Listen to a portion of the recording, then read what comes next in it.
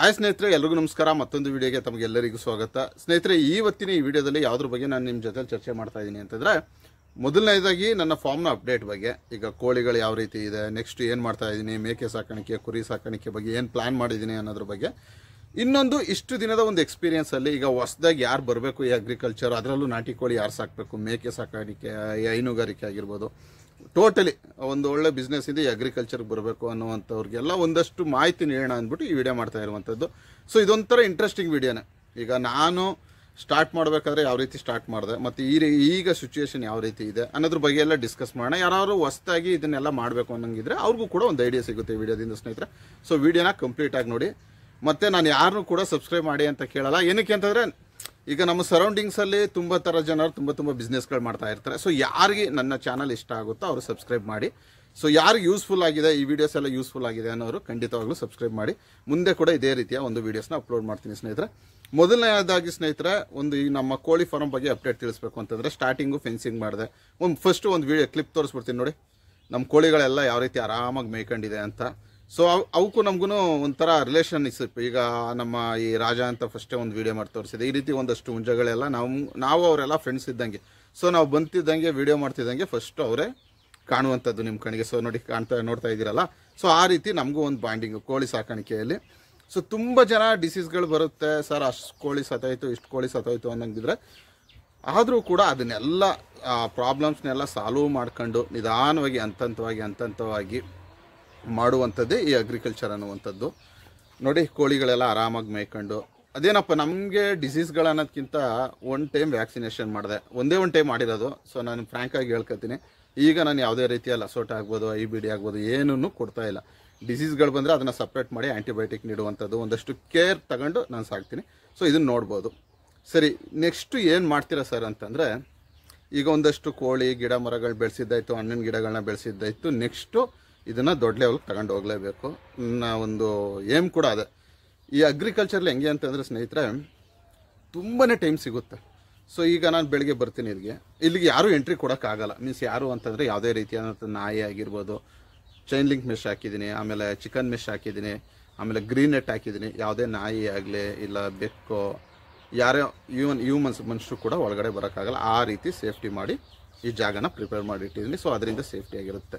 ನಾನು ಹೇಳ್ತಾ ಇದ್ದೀನಲ್ಲ, ಅಗ್ರಿಕಲ್ಚರಲ್ಲಿ ಟೈಮ್ಸ್ ಎಷ್ಟು ಸಿಗುತ್ತೆ ಅಂತಂದರೆ, ಈಗ ಬೆಳಿಗ್ಗೆ ಬರ್ತೀನಿ ಒಂದು 6:30 7 o'clock ಇಲ್ಲಿಗೆ ಬಂದರೆ, ಕೋಳಿಗಳನ್ನೆಲ್ಲ ಈಚೆ ಬಿಟ್ಟು ಈ ಥರ ಫೀಲ್ಡಿಗೆ ಬಿಟ್ಟು ಒಂದಷ್ಟು ನೀರು ಮತ್ತು ಮೇವನ್ನೆಲ್ಲ ಹಾಕಿ, ಮತ್ತು 8-8:30 ಗಂಟೆ ಒಂದಷ್ಟು ಕೈ ತೋಟ ಮಾಡ್ಕೊಂಡಿದ್ದೀನಿ. ಆಮೇಲೆ ಮೇಕೆಗಳು ಸಾಕಿರೋದಕ್ಕೆ ಒಂದಷ್ಟು ಮೇವೆಲ್ಲ ಬೆಳೆಸ್ಕೊಂಡಿದ್ದೀನಿ. ಅದನ್ನು ಕಟ್ ಮಾಡಿ ತಗೊಂಡೋದ್ರೆ ಮನೆಗೆ ಫ್ರೀ. ಇಲ್ಲಿ ಮಾಡುವಂಥ ಕೆಲಸ ಏನೂ ಇಲ್ಲ. ಸೊ ಅವೇ ಹೋಗಿ ಮೊಟ್ಟೆ ಇಕ್ತವೆ. ಒಂದಷ್ಟು ದಿನಕ್ಕೊಂದ್ಸರಿ ನಮ್ಮ ತಾಯಿ ಬಂದು ಅವ್ರು ಕಾವು ಕುಣಿಸ್ತಾರೆ, ಈ ರೀತಿ. ಆಮೇಲೆ ಅವ್ರಿಗೆ ಫ್ರೀ ಆದಾಗ ನಮ್ಮ ತಾಯಿಗಾಗಿರ್ಬೋದು, ನಮ್ಮ ತಂದೆಗಾಗಿರ್ಬೋದು ಬಂದು ಒಂದಷ್ಟು ಟೈಮ್ನ ಇಲ್ಲಿ ಸ್ಪೆಂಡ್ ಮಾಡ್ತಾರೆ. ಅದು ಬಿಟ್ಟು ನಮ್ಮ ಪಾಡಿಗೆ ನಾವು ವರ್ಕ್ಗಳಿದ್ರಂತೂ ಯಾರೂ ಕೂಡ ಈ ಫಾರ್ಮಲ್ಲಿ ಇರೋಲ್ಲ. ಬೆಳಗ್ಗೆಯಿಂದ ಸಾಯಂಕಾಲದ ಗಂಟಲು ಆಗಾಗ ಬರ್ತಾ ಇರ್ತೀವಿ, ಹೋಗ್ತಾ ಇರ್ತೀವಿ. ತುಂಬ ಫ್ರೀ ಇದ್ದಾಗಂತೂ ಬೆಳಗ್ಗೆಯಿಂದ ಸಾಯಂಕಾಲ ಗಂಟೆ ಇರ್ತೀವಿ. ಈ ರೀತಿ ಒಂದು ಸಿಚುವೇಷನಲ್ಲಿ ನಾನು ಇದನ್ನು ಕ್ರಿಯೇಟ್ ಮಾಡಿದ್ದೀನಿ. ಆ ಥರ ಎನ್ವಿರಾನ್ಮೆಂಟು, ಗಿಡ ಮರಗಳನ್ನ ಬೆಳೆಸಿ, ಮೇವಿನ ಗಿಡಗಳನ್ನ ಬೆಳೆಸಿ, ಕುರಿ ಕೋಳಿ ಮೇಕೆಗಳಿಗೆಲ್ಲ ಮೇವಾಗೋ ಥರ ಮೇವಿನ ಗಿಡಗಳು ಬೆಳೆಸಿ, ಅದ್ರ ಕೆಳಗಡೆ ಕೋಳಿಗಳನ್ನ ಸಾಕಾಣಿಕೆ ಮಾಡ್ತಾಯಿದ್ವಿ. ಸರಿ ಸರ್, ನೆಕ್ಸ್ಟ್ ಏನು ಮಾಡ್ತಾಯಿದ್ದೀರಾ ಅಂತಂದರೆ, ಸೊ ಸೈಲೇಜ್ಗೆ ಕೈ ಹಾಕಿದ್ದೀನಿ. ಸೊ ಬೆಳೀತಾ ಇರಬೇಕು, ಸೈಲೇಜ್ ಮಾಡೋಣ ಅಂದ್ಬಿಟ್ಟು ಸ್ಟಾರ್ಟ್ ಮಾಡಿದ್ದೀನಿ. ಸೊ ಮಿಷಿನ್ಗೆ ಒಂದು ಅಡ್ವಾನ್ಸ್ ಮಾಡಿದ್ದೀನಿ, ಚಾಪ್ ಕಟರ್ ಮೀನ್ಸ್ ಮೇವನ್ನ ಕಟ್ ಮಾಡುವಂಥದ್ದು. ಇನ್ನೂ ಬಂದಿಲ್ಲ. ಬಂದ ಮೇಲೆ ಖಂಡಿತವಾಗ್ಲೂ ನೆಕ್ಸ್ಟು ನಾನು ನಿಮಗೆ ಅದ್ರ ಬಗ್ಗೆ ವೀಡಿಯೋನ ಕಂಪ್ಲೀಟಾಗಿ ಅಪ್ಲೋಡ್ ಮಾಡಿ ಅದೇನು ಎತ್ತ ಅನ್ನೋದ್ರ ಬಗ್ಗೆ ಎಲ್ಲ ತಿಳಿಸ್ಕೊಡ್ತೀನಿ. ಸೊ ಚಾಪ್ ಕಟರ್ಗೆ ಅಡ್ವಾನ್ಸ್ ಮಾಡಿದ್ದೀನಿ, ಅದಿನ್ನೂ ಬಂದಿಲ್ಲ. ಬಂದಮೇಲೆ ಸ್ಟಾರ್ಟ್ ಮಾಡೋಣ. ನೆಕ್ಸ್ಟು ಸೈಲೇಜ್ನ, ಈಗ ಹೆಂಗೆ ಈ ಕೋಳಿ ಫಾರಮಲ್ಲಿ ಪಾರ್ಟ್ ಟೈಮ್ ಆಗಿ ಯಾವ ರೀತಿ ನಾನು ಸಾಕಾಣಿಕೆ ಮಾಡ್ತೀನಿ. ಬೆಳಗ್ಗೆ 1 hour 2 hours ಸ್ಪೆಂಡ್ ಮಾಡಿದ್ರೆ ಮುಗೀತು ಇಲ್ಲಿ ನಾನು ಕೋಳಿ ಕುರಿಗಳಿಗೆ. ಆಮೇಲೆ ಮತ್ತೆ ಸಾಯಂಕಾಲ ಗಂಟೆ ನನ್ನ ಇನ್ವಾಲ್ವ್ಮೆಂಟ್ ಇಲ್ಲಿಲ್ಲ. ಇನ್ನು ನಾಳೆ ಬೆಳಗ್ಗೆ ಒಂದು 6 ಗಂಟೆ 7 ಗಂಟೆಗೆ ನನ್ನ ಇನ್ವಾಲ್ವ್ಮೆಂಟ್ ಇಲ್ಲಿ. ಏನಕ್ಕೆ ಅಂತಂದರೆ, ನಾನು ಹೇಳಿದ್ನಲ್ಲ, ನಮ್ಮ ಒಂದು ಐಡಿಯಾದಲ್ಲಿ ಯಾರು ಏನೇ ಅನ್ನಲಿ, ನಮ್ಮ ಒಂದು ಐಡಿಯಾದಲ್ಲಿ ಈಗ ನಾನು ಸೈಲೇಜ್ ಮಾಡ್ತೀನಿ ಅಂದರೂ ಕೂಡ ಒಂದಷ್ಟು ಜನ ಬೇಡ, ಇಲ್ಲ ಅದೆಲ್ಲ ಸುಮ್ಮನೆ ಪ್ರಾಬ್ಲಮ್ ಅಂತಾರೆ. ಸೊ ನಾನು ಅದನ್ನು ಕೇಳಲ್ಲ. ನನಗೇನು ಇಷ್ಟನೋ ಅದು ಮಾಡಲೇಬೇಕು. ಈ ಕೋಳಿ ಸಾಕಾಣಿಕೆ ಸ್ಟಾರ್ಟ್ ಮಾಡಬೇಕಾಗಲಿ, ಅಗ್ರಿಕಲ್ಚರ್ ಸ್ಟಾರ್ಟ್ ಮಾಡಬೇಕಾದ್ರಾಗಲಿ, ಫ್ಯಾಮಿಲಿಯವರೆಲ್ಲ ಆದಷ್ಟು ಅವನ್ನೆಲ್ಲ ಇಷ್ಟಪಡಲಿಲ್ಲ. ಬಟ್ ಆದರೂ ಕೂಡ ನನಗಿಷ್ಟ ಅಂದ್ಬಿಟ್ಟು ನಾನು ಸ್ಟಾರ್ಟ್ ಮಾಡಿರುವಂಥದ್ದು. ಈ ರೀತಿ ಸ್ವಲ್ಪ ಇನ್ವೆಸ್ಟ್ಮೆಂಟು. ಈಗ ಈ ಜಾಗಗಳೆಲ್ಲ 25,000 ಕುಂಟೆ ಅಂದರೆ ಹಳ್ಳಿಯವ್ರಿಗೆ ಗೊತ್ತಿರುತ್ತೆ. ಒಂದು ಟೈಮಲ್ಲಿ 25,000 15,000 ಇದ್ದಂಥ ಜಾಗಗಳು ಇವಾಗ 3 ಲಕ್ಷ 2.5 ಲಕ್ಷ 4 ಲಕ್ಷ ಈ ರೀತಿ ಎಲ್ಲ ಹೋಗ್ತಾಯಿದೆ. ಸೊ ಇನ್ವೆಸ್ಟ್ಮೆಂಟ್ ಅನ್ನುವಂಥದ್ದು ಫಸ್ಟ್. ನೀವು ಕೋಳಿ, ಒಂದು ಶೆಡ್ಡು, ಪ್ರತಿಯೊಂದು ಇನ್ವೆಸ್ಟ್ಮೆಂಟು, ಒಂದು ಪೈಪು ಇಲ್ಲ ಹಿಂದೆ ಕಾಣ್ತಾ ಇದೆಯಲ್ಲ ಗೇಟು ಎಲ್ಲ ಕೂಡ ಇನ್ವೆಸ್ಟ್ಮೆಂಟೇ. ಚಿಕ್ಕದಾಗಿ ಇನ್ವೆಸ್ಟ್ ಮಾಡ್ತಾ ಇದ್ರೆ ನೀವು ಅದೇ ಒಂದು ದಿನ ದೊಡ್ಡ ಮರವಾಗಿ ಬೆಳೆಯುತ್ತೆ. ಈ ರೀತಿ ಮಾಡ್ತಾ ಇದ್ದೀನಿ. ನೆಕ್ಸ್ಟು ಸೈಲೇಜ್ ಆದ ತಕ್ಷಣ ದೊಡ್ಡದಾಗಿ ದೊಡ್ಡದಾಗಿ ಅಂತಾರೆ 100-200 ಲೆವೆಲ್ಗೆ ಮಾಡಲ್ಲ. ಒಂದು 30-40 ಕುರಿಗಳನ್ನ ಸಾಕತ್ತರ ಇಲ್ಲ ಮೇಕೆಗಳನ್ನ ಸಾಕತ್ತರ ಪ್ಲ್ಯಾನ್ ಮಾಡಿ ಹೇಳಿದ್ನಲ್ಲ. ಚಾಪ್ ಕಟ್ರಿಗೆ ಅಡ್ವಾನ್ಸ್ ಮಾಡಿದ್ದೀನಿ. ಅದು ಬಂತು ಅಂತಂದರೆ ಇಲ್ಲೇ ಕರೆಂಟ್ ಪವರ್ ಎಲ್ಲ ಇದೆಯಲ್ಲ, ಇಲ್ಲೇ ಸೈಲೇಜ್ನ ಮಾಡಿ ಫಸ್ಟ್ 1-2 ಬ್ಯಾಚು ಸೈಲೇಜಲ್ಲಿ ಅವನ್ನ ಸಾಕಾಣಿಕೆ ಮಾಡಿ ಯಾರು ಏನೇ ಹೇಳಿದ್ರು ಕೂಡ ಅದ್ರ ಬಗ್ಗೆ ತಲೆ ಕೆಡ್ಸನೆ ನನ್ನ ಒಂದು ಎಕ್ಸ್ಪೀರಿಯೆನ್ಸ್ ಏನಾಗುತ್ತೆ ಅನ್ನೋದನ್ನು ನಿರ್ಧಾರ ಮಾಡಿ ನೆಕ್ಸ್ಟ್ ಲೆವೆಲ್ಗೆ ನಾನು ಹೋಗ್ತೀನಿ. ಸೊ ನಿಮಗೆ ಅನಿಸ್ಬೋದು ಈಗ ಏನಕ್ಕೆ ನಾನು ಈ ವಿಡಿಯೋ ಮಾಡ್ತಿದ್ದೀನಿ ಅಂತಂದರೆ, ನಿಮ್ಗೆ ಅನಿಸ್ಬೋದು ತುಂಬ ಜನ ನಿಮಗೆ ಕೋಳಿ ಸಾಕ್ತೀನಿ ಅಂದಾಗ, ಮೇಕೆ ಸಾಕ್ತೀನಿ ಅಂದಾಗ, ಹೈನುಗಾರಿಕೆ ಹಸು ಸಾಕ್ತೀನಿ ಅಂದಾಗ, ಇಲ್ಲ ವ್ಯವಸಾಯ ಮಾಡ್ತೀನಿ ಅಂದಾಗ ಬೇಡ, ಅದರಲ್ಲಿ ಪ್ರಾಬ್ಲಮ್ ಇದೆ, ಅದರಲ್ಲಿ ರಿಸ್ಕ್ ಇದೆ ಅಂತ ತುಂಬ ಜನ ತಿಳಿಸ್ತಾರೆ. ನಾನು ಕೂಡ ತಿಳಿಸಿದ್ದೀನಿ. ಬಟ್ ಆದರೆ ಒಂದು ವಿಚಾರ ನಿಮಗೆ ತಿಳಿಸ್ತೀನಿ, ಇಲ್ಲಿ ಆಗುವಂಥ ಎಕ್ಸ್ಪೀರಿಯೆನ್ಸು, ಇಲ್ಲಿ ಆಗುವಂಥ ಅನುಭವ ನೀವು ಕೋಟಿ ಕೊಟ್ಟರು ಸಿಗಲ್ಲ. ನಿಮಗೆ ಮಾಡ್ಬೇಕನ್ನಿಸ್ತಾ ಮಾಡಿ, ಯಾರ ಮಾತು ಕೇಳಬೇಡಿ. ನಿಮ್ಗೆ ಮಾಡಬೇಕು, ನಾನು ಕೋಳಿ ಸಾಕಾಣಿಕೆ ಮಾಡಬೇಕು, ಮೇಕೆ ಸಾಕಾಣಿಕೆ ಮಾಡಬೇಕು, ಎಸ್ ಮಾಡಬೇಕು ಅಂತ ಅನಿಸಿದ್ರೆ ಮಾಡಿ. ನಾನು ಎಷ್ಟು MSc ಗಂಟ 15 ವರ್ಷ, 10th 15 ವರ್ಷ ಎಜುಕೇಷನ್ ಅಂತ ಇಟ್ಕೊಳ್ಳಿ, ಇಲ್ಲ 17 ವರ್ಷ, SSC ಗಂಟ 10 ವರ್ಷ, PUC 2 ವರ್ಷ, ಡಿಗ್ರಿ 3 ವರ್ಷ, ಮತ್ತು MSc 2 ವರ್ಷ, ಟೋಟಲಿ 17 ವರ್ಷ ನಾವು ಏನು ದುಡ್ಡು ಕೊಟ್ಟು ಎಜುಕೇಷನ್ ಮಾಡಿರ್ತೀವಲ್ಲ ಅಷ್ಟು ಎಜುಕೇಷನ್ನ ನಾವು ಇಲ್ಲಿ ಮಾಡ್ದಂಗೆ ನಮ್ಗೆ ಏನು ಅನುಭವ ಸಿಗುತ್ತೆ. ನಾನು 10,000 20,000 ಖರ್ಚು ಮಾಡಬೇಕಾದ್ರೂ ಈಗ ಇಲ್ಲೆಲ್ಲ ರೂಮು ಫೆನ್ಸಿಂಗ್ ಅವು ಇವು ಅಂದ್ಕೊಂಡು 1.5 ಲಕ್ಷ 2 ಲಕ್ಷ ಖರ್ಚಾಗಿದೆ. 2 ಲಕ್ಷ ಖರ್ಚಾಗಿದ್ದಾಗಲೂ ನನ್ನ ಮೈಂಡ್ ಸೆಟ್ಟಲ್ಲಿ ಇರುವಂಥದ್ದು, ಈ 2 ಲಕ್ಷ ಖರ್ಚು ಮಾಡಿ ನಾನು ಪಡೆದಂಥ ಅನುಭವ ತುಂಬಾ ದೊಡ್ಡದು. ನಾನು ಅಲ್ಲಿ ಕ್ಲಾಸ್ಗೆ ಸ್ಕೂಲ್ಗೆ ವರ್ಷಕ್ಕೆ 50,000 1 ಲಕ್ಷ ನಮ್ಮ ಮಕ್ಳಿಗೆ ಕಟ್ತಾ ಇದ್ದೀವಲ್ಲ, ಅದೇನೇನೂ ಅಲ್ಲ.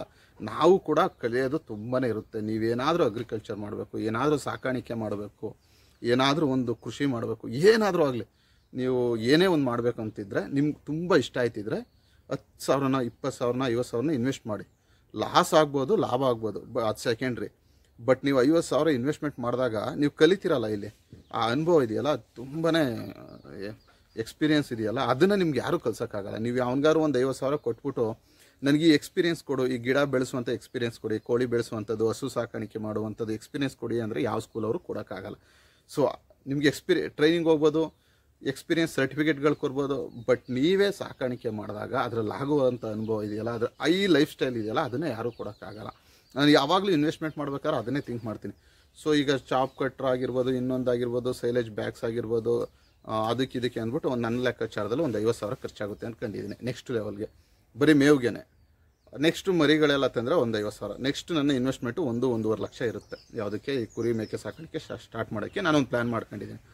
ಅದು ಲಾಸ್ ಆಗುತ್ತೋ ಲಾಭ ಆಗುತ್ತೋ ನನಗೆ ಗೊತ್ತಿಲ್ಲ, ಬಟ್ ನಾನು ಅದನ್ನು ಮಾಡಬೇಕು, ಅದರಲ್ಲಿ ಸಕ್ಸಸ್ ಆಗೋ ಥರ ಟ್ರೈ ಮಾಡಬೇಕು. ಟೈಮ್ ಎಷ್ಟು ಹಿಡಿದ್ರೂ ಪರವಾಗಿಲ್ಲ, ನನಗೆ ಆ ಎಕ್ಸ್ಪೀರಿಯೆನ್ಸ್ ಬೇಕು.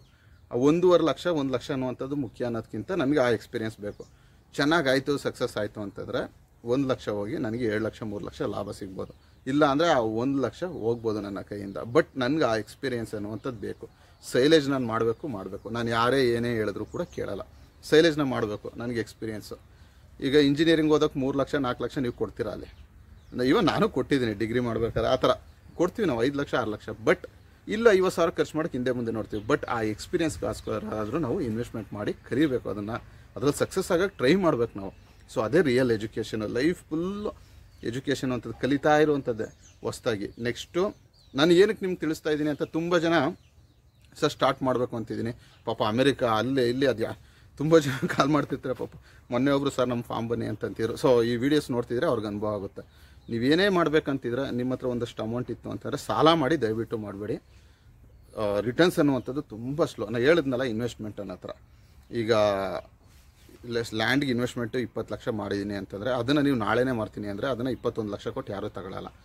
20 ಲಕ್ಷಕ್ಕೆ ತಗೊಂಡಿದ್ದೀರಾ ಅಂತಂದರೆ ಒಂದು 5 ವರ್ಷ ಆದ್ರೇ ಅದಕ್ಕೆ 25 ಲಕ್ಷ 30 ಲಕ್ಷ ಈ ರೀತಿ ಡಬಲ್ ಆಗುವಂಥದ್ದು. ಸೇಮ್ ಅಗ್ರಿಕಲ್ಚರು ಲ್ಯಾಂಡ್ಗಳು, ಈ ಅಗ್ರಿಕಲ್ಚರ್ ಮಾಡೋ ಲ್ಯಾಂಡ್ ಆಗಿರ್ಬೋದು, ಪ್ರತಿಯೊಂದು ಅಷ್ಟೇ ನಾವು ಕಟ್ಟೋ ಮನೆ ಆಗಿರ್ಬೋದು, ಒಂದಷ್ಟು ಟೈಮ್ ಆದ್ರೇ ಅದಕ್ಕೆ ಒಂದು ವ್ಯಾಲ್ಯೂ ಬಂದು ಇನ್ಕ್ರೀಸ್ ಆಗುವಂಥದ್ದು. ಸೊ ಆದ್ದರಿಂದ ಸಾಲ ಮಾಡಿ ದಯಮಾಡಿ ನೀವು ಅಗ್ರಿಕಲ್ಚರ್ ಆಗಿರ್ಬೋದು, ಕೋಳಿ ಸಾಕಾಣಿಕೆ, ಮೇಕೆ ಸಾಕಾಣಿಕೆ ಅವೆಲ್ಲ ಮಾಡೋಕ್ಕೆ ಹೋಗಬೇಡಿ.